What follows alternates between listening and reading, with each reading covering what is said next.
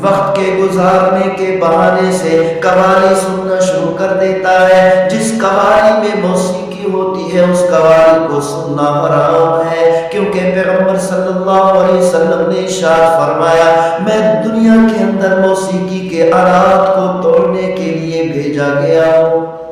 الحمدللہ الحمدللہ وکفا والصلاة والسلام علی عباده الذین اصطفى خصوصا علی سید الرسل محمد المصطفى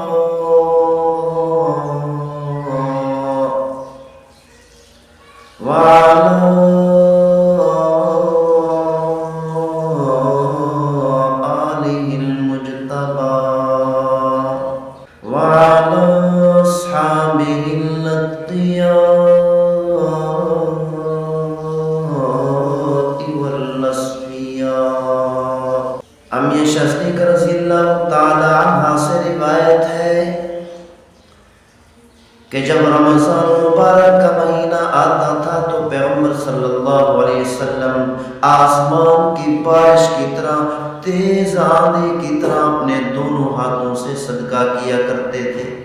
محمود صلی اللہ علیہ وسلم نے قیامت تک آنے والی امت کو سبق دے دیا کہ رمضان المبارک کے مہینے میں جتنا زیادہ ہو سکے زیادہ سے زیادہ عبادت کرو، بدنی عبادات بھی زیادہ کرو، مالی عبادات بھی زیادہ کرو، قولی عبادات بھی زیادہ کرو۔ لیکن آج کا مسلمان جب روزہ رکھتا ہے، روزہ رکھنے کے بعد سحری کھانے کے بعد لیٹ جاتا ہے، آرام کرنا شروع کر دیتا ہے کہ فجر کی نماز بھی قضا کر دیتا ہے، فجر کی نماز کی بھی پرواہ نہیں ہوتی۔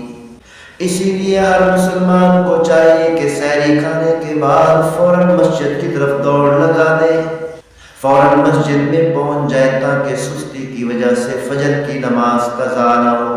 آج کا مسلمان روزہ رکھنے کے بعد دن کے وقت میں خبروں کے بہانے ٹی وی دیکھنا شروع کر دیتا ہے، اخبار پڑھنا شروع کر دیتا ہے، اخبار کے اندر نامحرم پر نظر پڑتی ہے، ٹی وی کے اندر نامحرم پر نظر پڑتی ہے۔